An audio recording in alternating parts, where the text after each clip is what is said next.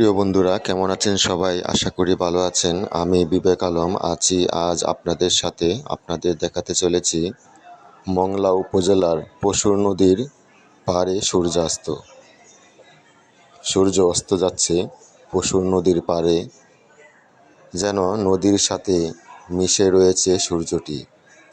অপরূপের দৃশ্যটি আমরা অবলোকন করছিলাম এবং বন্ধুদের দেখানোর চেষ্টা করছি। বিস্ময়ে ঘেরা দৃষ্টি নিয়ে যতই দেখছি ততই ভালো লাগছে।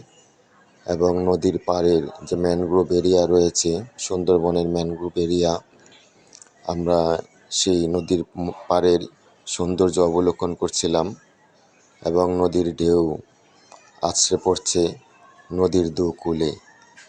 এখন জোয়ার চলছে, যেহেতু এই নদী বঙ্গোপসাগরের সাথে মিশে রয়েছে,